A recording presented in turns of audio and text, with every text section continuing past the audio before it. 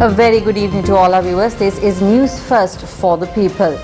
And welcome to tonight's edition of Primetime News, coming to you live from our Newsfirst studios in Colombo. I am Arundhati Mudannaika. Let's start off with a look at the stories making headlines this evening.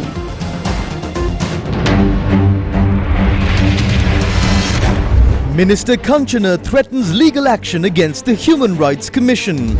Charge sheet being prepared to remove PUCSL chairman, says Minister. PUCSL chairman says eagerly awaiting charge sheet.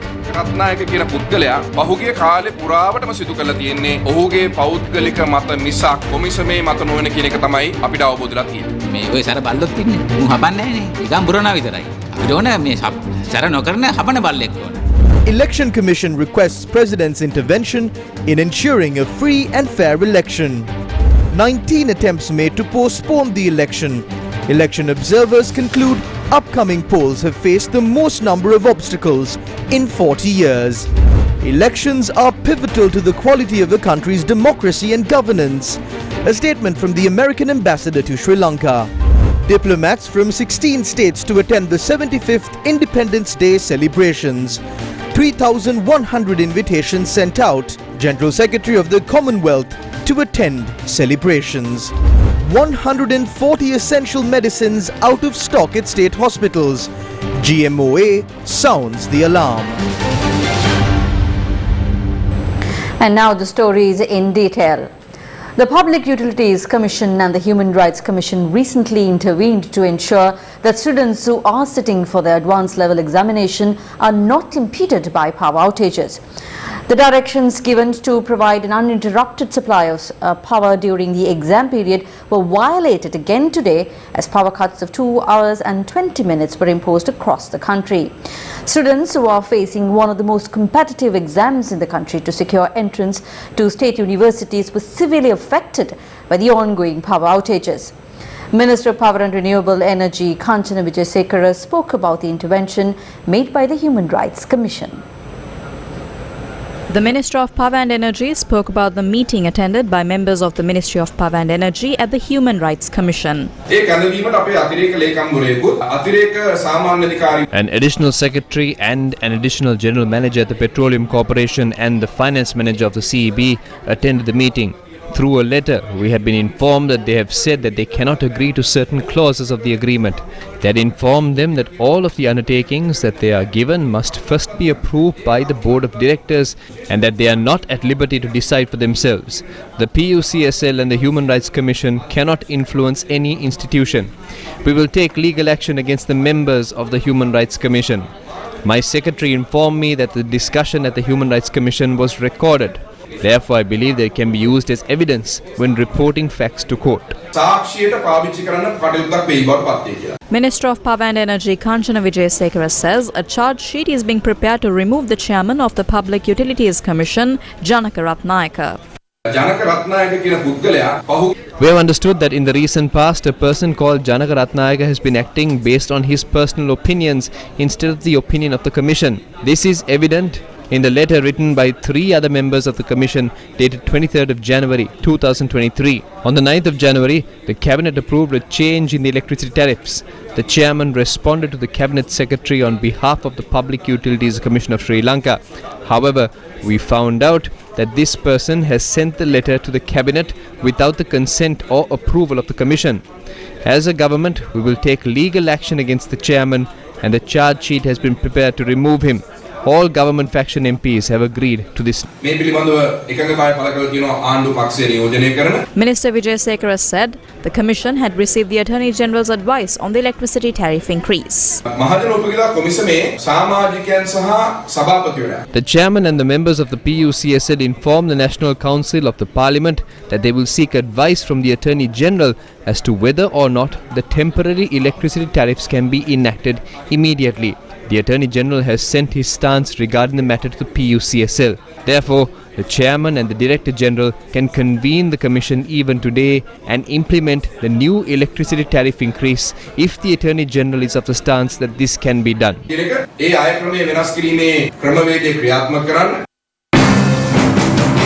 The chairman of the Public Utilities Commission of Sri Lanka said he is eager to respond to the charge sheet to be presented against him. He was responding to the statement made by the Minister of Power and Energy. I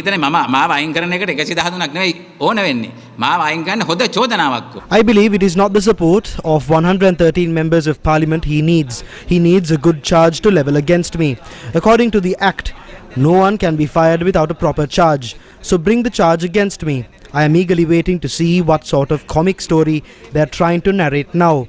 I am ready to respond to their comic story. He must not be able to sleep at night these days since he is thinking so much about me. He is thinking about ways he can fire me. That is what he is concerned about, removing me. He is not concerned about providing an uninterrupted supply of power or anything else. There are provisions that lay down a procedure through which I can be removed. In addition to that, they need the support of 113 members in Parliament. I informed the President not to appoint ill-informed ministers who act like children, and I told the President that he can be removed with one stroke of the President's pen. If he does that, we can show him how this is done. The best thing to do is to remove the minister tomorrow. The dogs who bark the loudest don't bite. We need someone who bites. The dog is similar to the Act. The Act will dictate who needs to be sent home. I don't know how politicians got a copy of this letter that was sent to me by the Attorney General, and they are now sharing it on WhatsApp. I would like to inform you that I will accept that letter as the chairman of the PUCSL as soon as I receive it officially. They are speaking to the members of the commission day and night. This has become a joke. They are not allowing anyone to serve on these independent commissions. He says that he spoke to the DG. He had also sent a WhatsApp message to one of the members. Is this not influence? Allow the letter to come. The letter is addressed to me after all, isn't it? Why is he excited over a letter addressed to me? These are all political interferences. Delegates from 16 countries will attend Sri Lanka's 75th Independence Day celebrations this year. The Ministry of Home Affairs says that over 3,100 invites have been sent out. 200 million rupees will be spent on the Independence Day celebration. The State Minister of Home Affairs, Ashoka Patirana, said the Secretary General of the Commonwealth will also attend the 75th Independence Day celebration. Rehearsals for the event were held this morning.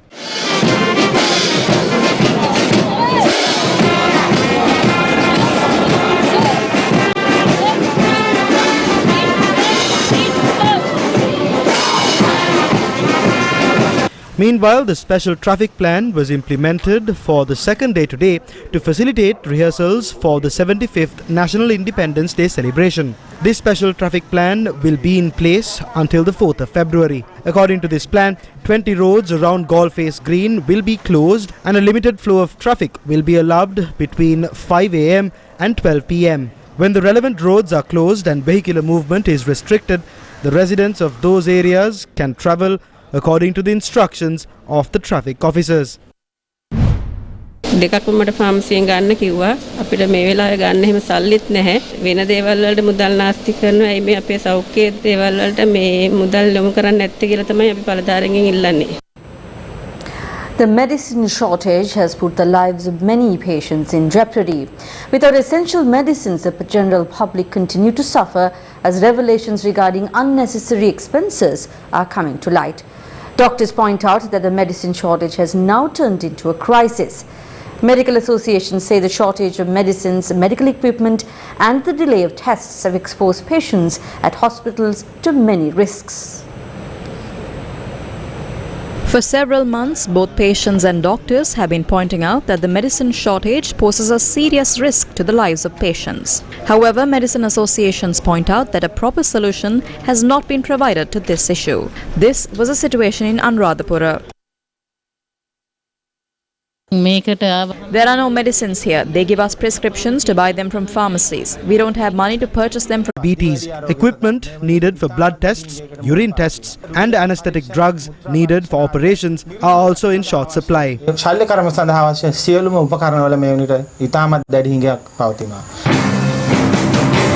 Private pharmacy operators point out that there is a medicine shortage at private pharmacies as well. There are shortages of eye drops and drugs for children. Although doctors prescribe medicines for a month, patients purchase medicines only for 1 week because of the high prices. The All Ceylon Medicine Distributors Association alleges that the government has not taken steps to import essential medicines. The Medicine Regulatory Authority and the state institutions that manufacture drugs have not taken steps to provide medicines that are in short supply.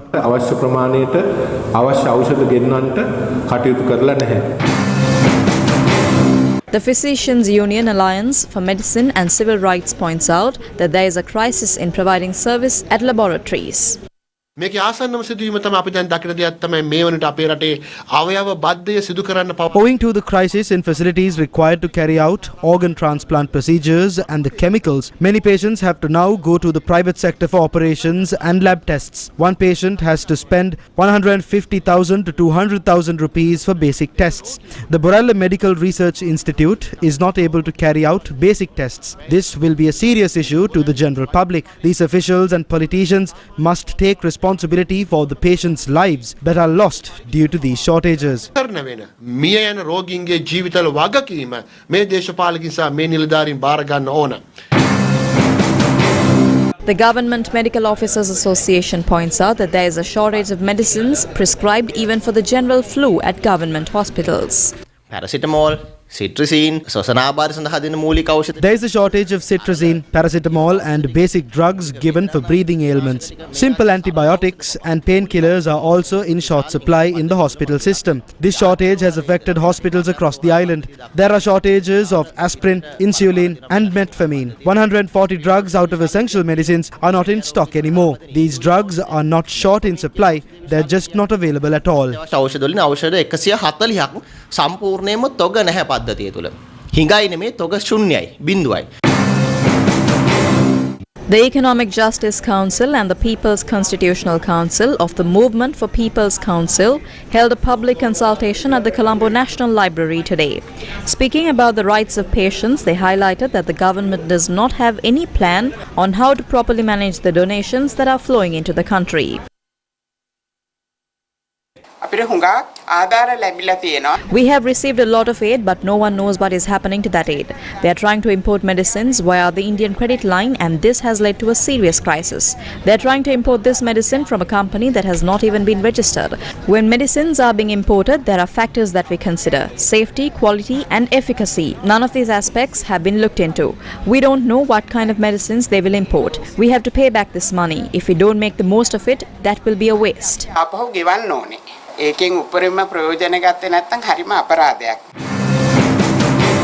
The issues surrounding the import of medicines also featured on the political stage.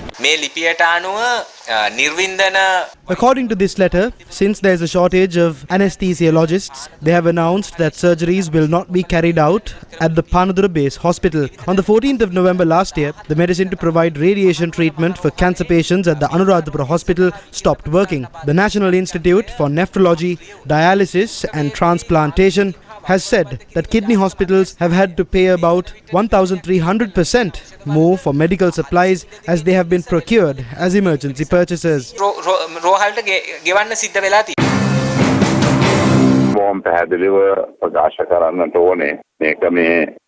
I must clearly state that this is not something that happened immediately. This happened as a result of the forex shortage. We hope to manage this medicine shortage to a certain extent. At a time when the country is facing an economic crisis, many people who used to visit private hospitals are not visiting government hospitals. Therefore, there is an increased demand for medicine at government hospitals. However, we believe that this situation can be brought under some sort of control.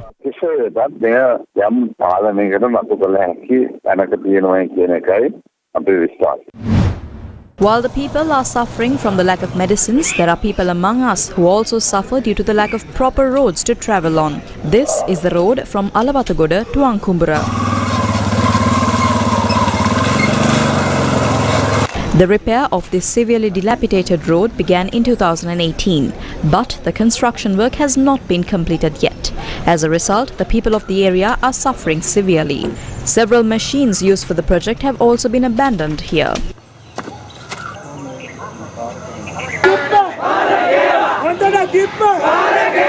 On several occasions, the residents of the area informed the relevant authorities in this regard, but due to the lack of a proper solution, the residents from Ankumbura, Vilana, Udagama, Rambukeyala, Pallegama and Allekade staged a protest today demanding the solutions to this issue.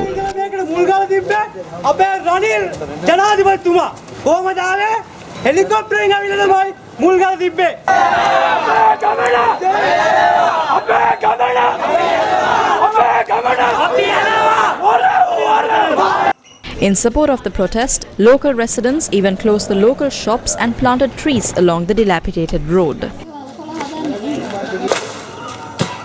ජනතාව අපා දුක් විඳිනවා. වැස්සට යන්න බෑ. වැස්සට පාර කඩාගෙන එනවා. ඉස්කෝල ළමයිට යන්න බෑ. පාරේ බෑලා යන්න බෑ සුදු ඇඳුමක් ඇඳගෙන. ඒ තරම්ම අනේක අප්‍රමාණ දුක් විඳිනවා. ලෙඩෙක් ගෙනියන්නත් බෑ. මිනිස්සුන්ට පාරේ යන්නත් බෑ. කණ්ඩන්නේ බොණ්ඩන්නේ වැඩට යන්නත් නෑ. අපිට පාර හදලා දෙන්න කියලා මම ඉල්ලා සිටින්නේ. කිසි දෙයක් ගණන් ගන්න ආර්ඩියකට ලියුම් දීපුවාම කෝල් කරපුවාම කියනවා ඒ මිස් නෑ මැඩම් නෑ අරේ ගියා මේ ගියා කියලා කියනවා. කිසිම පිළිසරණක් නැතුව තමයි මේ උද්ඝෝෂණය අපි ක්‍රියාත්මක කරේ. Later, the protesters handed over a letter regarding their issues to the Divisional Secretariat of Akurana, Indika Kumari Abesinghe.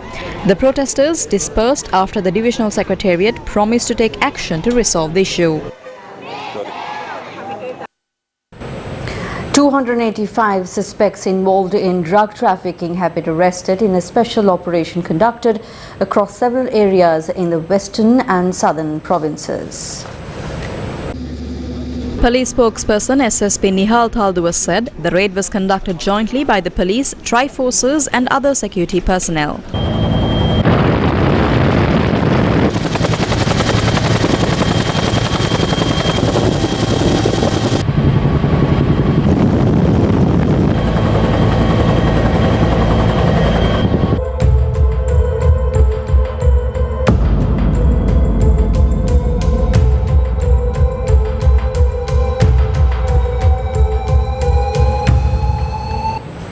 Well, time for a short commercial break. Stay with News First. We will be right back.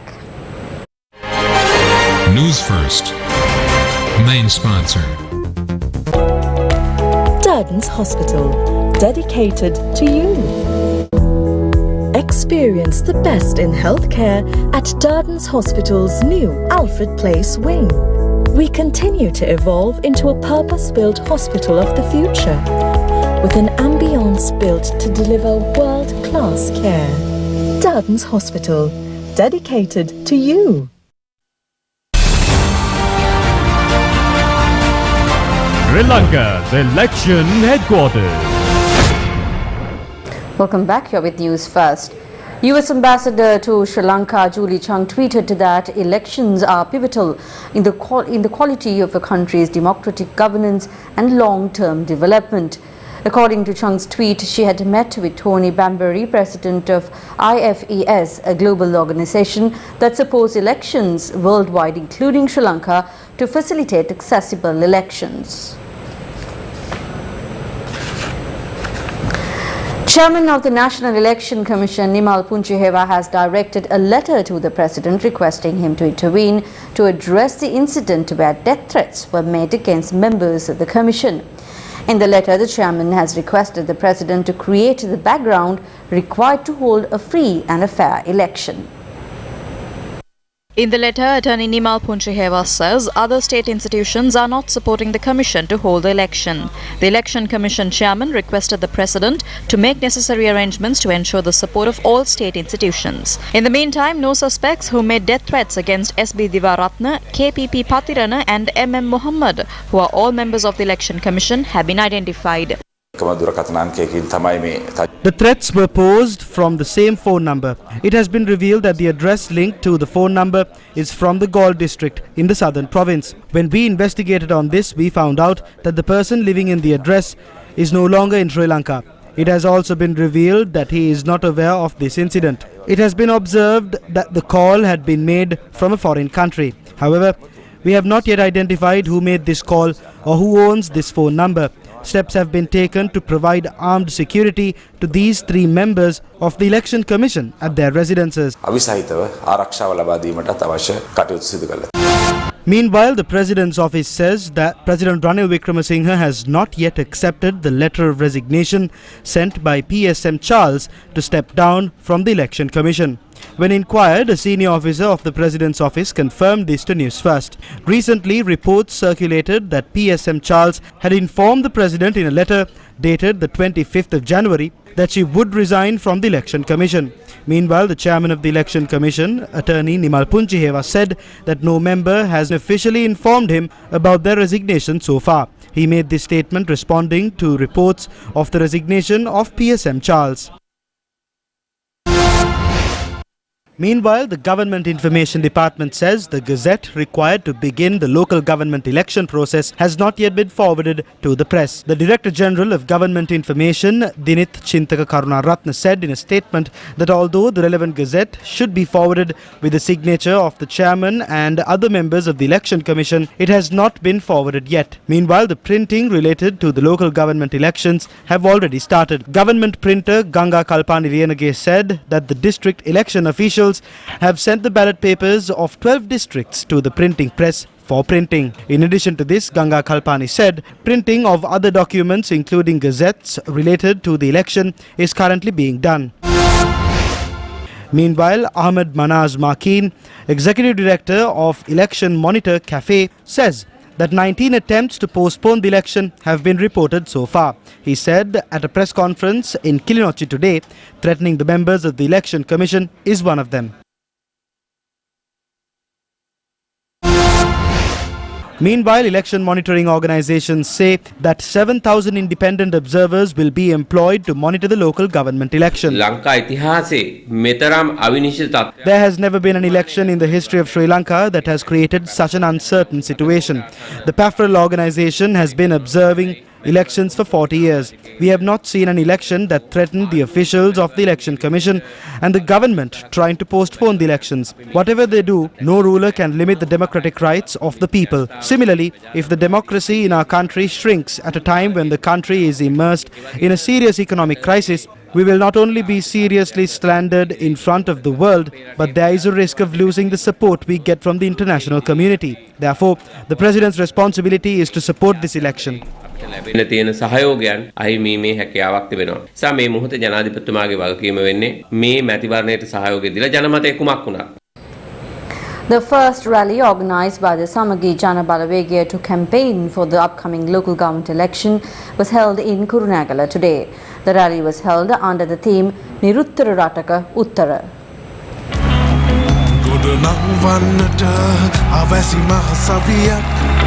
Samagi Jana Balawegaya leader of the Kurunegala district, Ashok Abesinghe, and parliamentarians J.C. Alawatuwala, Nalin Bandara and Tushara Indunil had organised the rally.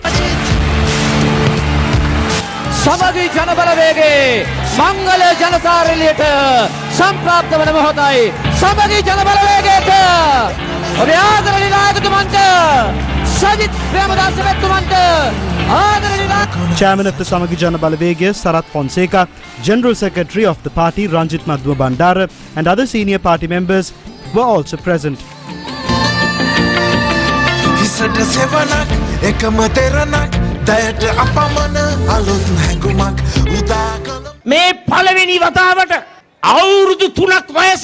For the first time, we are presenting this 3-year-old new party to the people. The councils that we create will not idle. I would like to inform you that on days where there are no council meetings, the chairman, deputy chairman and members of the council will be among the people in the villages and towns solving their issues. We will make these councils instrumental in carrying out renewable energy projects. Many people in this country were fooled in 2019. 6.9 million people chose a different path. Sajith Premadasa, who represents the 5.6 million, would like to ask the 6.9 million not to fear and join hands with us again. Let's all unite and take the first step in forming the Samagi Jana Balawegaya government in the future. I wish you all the best. Jai Deva! Jai Deva! Jai Deva!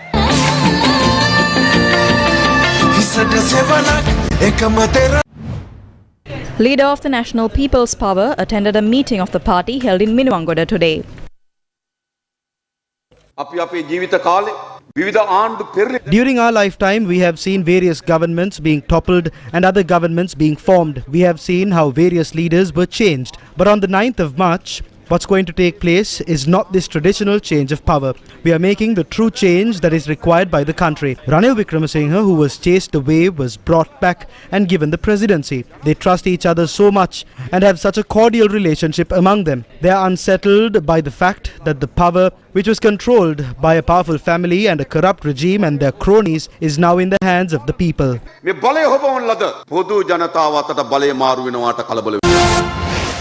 An awareness program for local government candidates of the Freedom People's Alliance of the Ampara district was held today at Dehiyattakandiya.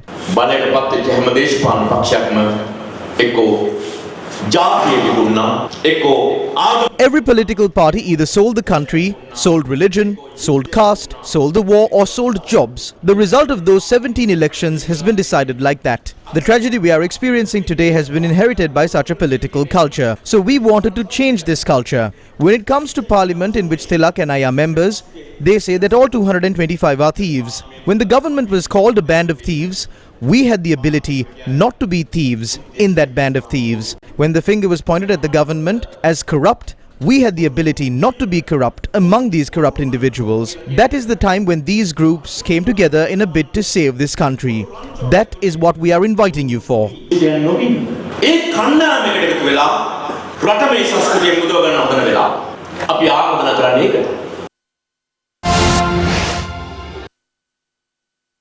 The Frontline Socialist Party met with their party candidates for the Colombo district. We are contesting this election for one purpose. Politics in Sri Lanka has reached a very important milestone. That is one reason why we are contesting for this election. The Ranil Rajapaksa clan, the United National Party and the Sri Lanka Podujana Peramuna Alliance, the Samagi Jana Balawegaya and the National People's Power, they are all for a neoliberal approach where education and health is sold and space is being provided to loot lands. They just debate about simple differences like let's send good people to parliament and let's get thieves out of parliament. They are contesting under those slogans. The Frontline Socialist Party has a responsibility. The rich do not fund us. We have no other way by the socialist way that our comrade Rohana Vijayveera built.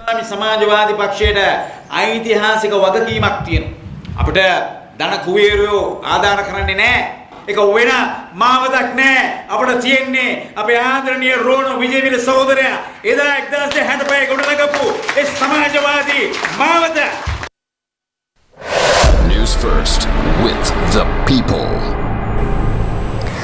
Data published by the US Embassy in Sri Lanka show the air quality in several cities in Sri Lanka has dropped below the unhealthy level as at 9 a.m. on Sunday the 29th.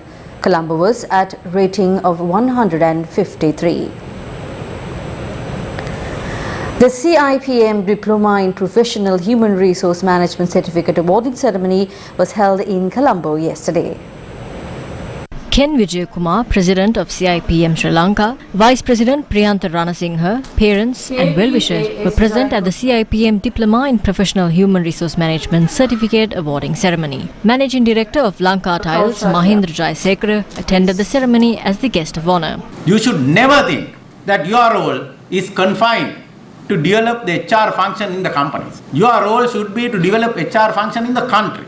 Go beyond your boundaries and think. We have to put together a structure to develop this country as much as we put together structures to develop companies. Certificates were awarded to those who successfully completed the Diploma in Professional Human Resource Management program.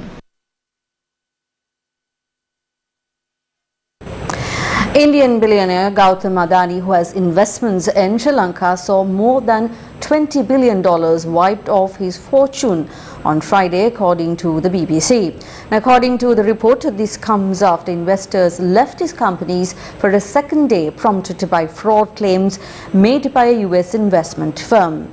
Hindenburg Research, a firm that specializes in short selling or betting against a company's share price in the expectation that it will fall, published a report accusing the Adani Group of engaging in decades of brazen stock manipulation and accounting fraud. According to the BBC, the Adani Group has dismissed the reports as malicious. The firm's publicly listed companies have lost about $50 billion in market value.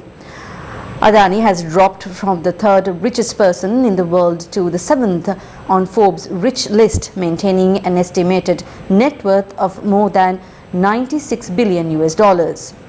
His firm said it was considering a legal action against Hindenburg.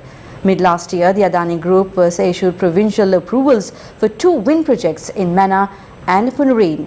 Later in November, the Adani Group became the first Indian port operator in Sri Lanka as construction of the Colombo Port's Western Container Terminal commenced.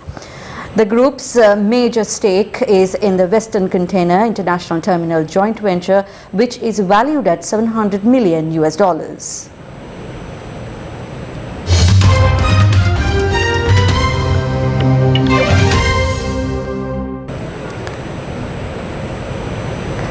UK Prime Minister Rishi Sunak bowed to pressure today by firing the Conservative Party chairman Nadhim Zahawi, who has faced criticism over his personal tax arrangements.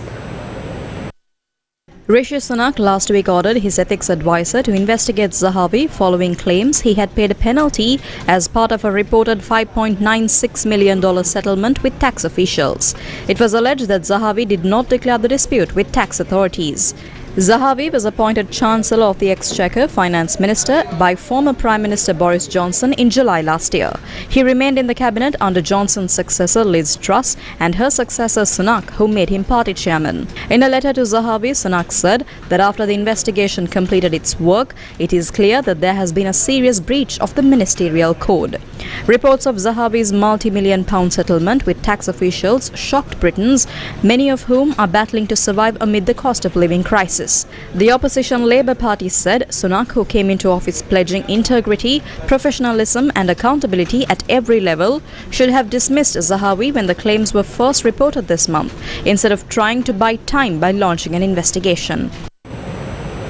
Maldivian President Ibrahim Mohamed Solih won a landslide primary election within the Maldivian Democratic Party yesterday. The result means former President Mohamed Nasheed, who has close ties with the Sri Lankan ruling party and was appointed climate advisor to President Ranil Wickremesinghe, has lost, while Solih has clinched the ruling party's nomination for the presidential election this September. According to reports from the Maldives, 60-year-old Solih received over 60% of the votes counted by late last night. Solih became president in 2018 for a 5-year term. 55-year-old Nasheed was Maldives' first elected president from 2008 to 2012 and is currently the Speaker of Parliament. He survived a bomb attack in Malé in 2021 with serious injuries. Taking a look at another one of our local stories, people continue to be affected by power outages imposed across the island. Power cuts of 2 hours and 20 minutes were reported in various parts of the island today as well. Several protests were held against the power outages that are being imposed across the country.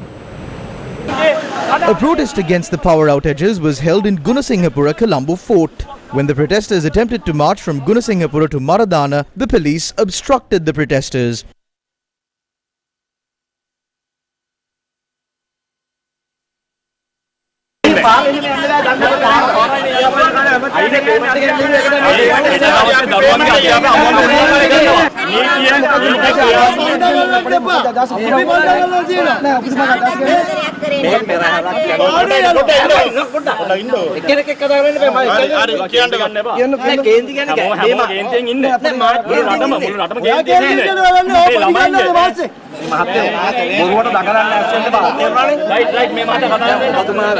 කතා කරන ඉන්න මේ උත්තර දෙන්න.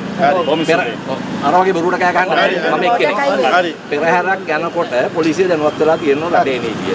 ඒ හින්දා තමයි ඔබතුමාලාට මම කිව්වේ කරුණාකරලා පාර පාවිච්චි කරන්න බෑ පේමන්ට් එක යන්න කියලා. පෙරහැරක් නෙමෙයි. පොඩ්ඩක් ඉන්නකෝ ගහන්න. වැඩකම් මිනිස්සෙක් එක්ක කතා කරනවනේ. $12 දෙනෙකුට වඩා නම් පෙරහැර. හරිනේ. According to our correspondent, the protesters continued to protest for about an hour after being obstructed by the police and then dispersed.